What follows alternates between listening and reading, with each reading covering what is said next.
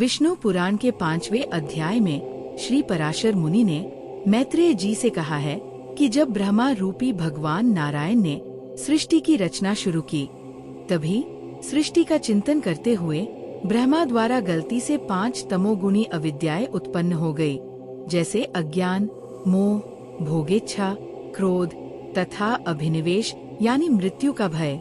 ब्रह्मा जी ने फिर से सृष्टि का ध्यान किया और इस बार ऐसा करने पर जो सृष्टि उत्पन्न हुई वह बाहर से ज्ञान शून्य यानी अचेत और भीतर से तमोमय और जड़ नगादी जैसे वृक्ष, टहनियाँ, लता, पौधे और घास थी, किंतु इनमें पुरुषार्थ का अभाव था।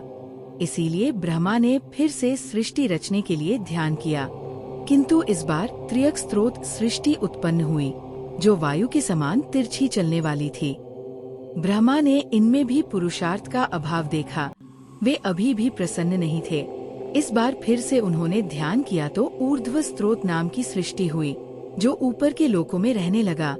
इस सृष्टि में उत्पन्न हुए प्राणी विषय सुख के प्रेमी, बाहरी और आंतरिक दृष्टि से संपन्न तथा ज्ञान युक्त थे।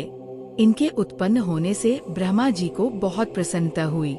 ब्रह्मा को अभी भी लग रहा था कि इन उत्पन्न प्राणियों में पुरुषार्थ की कमी है, इसीलिए ब्रह्मा ने फिर से सृष्टि का ध्यान किया और अंततः अर्वाकस्त्रोत नाम की सृष्टि उत्पन्न हो गई। इस सृष्टि के प्राणी नीचे यानी पृथ्वी पर रहते हैं। उनमें सत्व, रज और तमस तीनों की अधिकता होती है। इसी सृष्टि के सभी प्राणी मनुष्य हैं। इसके बाद ब्रह्मा ने देवता, असुर, पितृगण, मनुष्य और जल की सृष्टि करने के लिए अपने शरीर का उपयोग किया। सृष्टि रचना की कामना से ब्रह्मा ने जब ध्यान किया तो उनमें तमोगुण बढ़ गई और उनके जांग से असुर उत्पन्न हुए। ब्रह्मा ने उस तमस से भरे शरीर को त्याग दिया और वह छोड़ा हुआ तमस से भरा शरीर ही रात्रि बन गई। इस बार ब्रह्मा ने फिर से सृष्टि की कामना की, जिससे उन्हें बहुत प्रसन्नता हुई, जिसके कारण उनके मुख से देवगण उत्पन्न हुए। ब्रह्मा ने उस शरीर को भी त्याग दिया और वही त्यागा हुआ शरीर दिन बन गया। इसी कारण रात्रि में असुर बलवान होते हैं और दिन में देवता। फिर ब्रह्मा ने आंशिक सत्वमय होकर अन्य शरीर ग्रहण किया और स्वयं को पिता मानते हुए अपने शरीर के पार्श्व भाग यानी शरीर के किनारे के हिस्से से पितृगण की रचना की और उस शरीर को भी त्याग दिया। ब्रह्मा द्वारा त्यागा हुआ ये शरीर संध्या बन गई। फिर ब्रह्मा ने आंशिक रजोमय होकर अन्य शरीर धारण किया, जिससे रज प्रधान मनुष्य उत्पन्न हुए।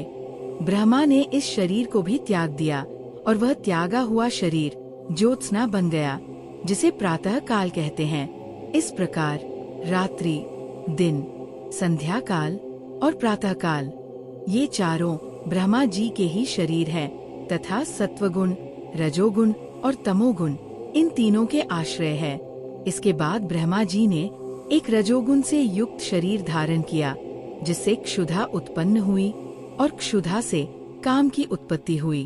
तब ब्रह्मा ने अंधकार में स्थित होकर क्षुधाग्रस्त सृष्टि की रचना की, जिसमें बड़े ही कुरूप और दाढ़ी मूंछ वाले व्यक्ति उत्पन्न हुए, जो ब्रह्मा को ही खाने के लिए उनकी तरफ दौड़ पड़े। उन लोगों में से जिन्होंने कहा कि ऐसा मत करो, वे राक्षस कहलाए, और जिन्होंने कहा हम खाएंगे, वे लोग खाने की वासना वाले होने से यक्ष कहे गए। यक्षों की इस प्रवृत्ति को देखकर ब्रह्मा जी के केश सिर से गिर गए। तब उनके केश को अहि कहा गया। फिर उनके केश पुनः उनके मस्तक पर आरूढ़ हो गए, तब उन्हें सर्प कहा गया। इसके बाद ब्रह्मा जी ने अत्यंत क्रोधित होकर नए और क्रोधयुक्त प्राणियों की रचना की, जो काले रंग के साथ ही बड़े उग्र और मांसाहारी थे। फिर गान करते समय ब्रह्मा के शरीर से गंधर्व उत्पन्न हो गए। इसके बाद पक्षियों को ब्रह्मा ने अपनी आयु से रचा। ब्रह्मा ने अपने वक्षस्थल से भेड़, मुख से बकरी, पेट और उसके अगल बगल की जगह से गौ, पैरों से घोड़े, हाथी, गधे, वन गाय, हिरन, ऊंट, खच्चर और न्यंकु जैसे जानवर उत्पन्न किए। ब्रह्मा के रोमों से फल और औषधियाँ उत्पन्न हुई। कल्प के आरंभ में ही ब्रह्मा जी ने पशुओं और औषधियों की रचना कर दी थी। इसके बाद त्रेतायुग के आरंभ में उन्हें यज्ञ कर्मों में सम्मिलित किया गया। इसके बाद ब्रह्मा ने अपने प्रथम यानी पूर्वी मुख से गायत्री, ऋग्वेद, त्रिवृत्सोम रथंतर और अग्निष्टोम यज्ञों को निर्मित किया। दक्षिणी मुख से यजुर्वेद, त्रैष्टुप छंद, पंचदश स्तोम, बृहत्साम तथा उक्त की रचना की। पश्चिमी मुख से सामवेद, जगती छंद, सप्तदश स्तोम, वैरूप और अतिरात्र को उत्पन्न किया। उत्तर मुख से अथर्ववेद, एकविंशति स्तोम, आप्तोर्यामान, अनुष्टुप छंद और वैराज की सृष्टि की। इस प्रकार समस्त प्राणी ब्रह्मा से उत्पन्न हुए हैं। उन्होंने देव, असुर, पितृगण, मनुष्य, यक्ष, पिशाच, गंधर्व, अप्सरागण, किन्नर, राक्षस, पक्षी, जानवर आदि की रचना की। उनमें से जिसके जैसे जैसे कर्म पूर्व के कल्पों में थे, पुनः पुनः सृष्टि होने पर उनकी उन्हीं में फिर से प्रवृत्ति हो जाती है। उस समय हिंसा, अहिंसा, मृदुता, कठोरता, धर्म, अधर्म, सत्य, मिथ्या ये सब अपनी पूर्व भावना के अनुसार उन्हें प्राप्त हो जाते हैं।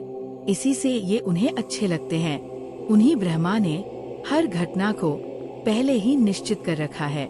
हर प्रलय के बाद ब्रह्मा सृष्टि की रचना ऐसे ही किया करते हैं। इसी अध्याय में पराशर जी ने कहा है कि संपूर्ण प्रजा अपने पूर्व शुभ और अशुभ कर्मों से बंधी हुई है। प्रलय हो जाने पर भी हमारे कर्मों से हमें मुक्ति नहीं मिलती है।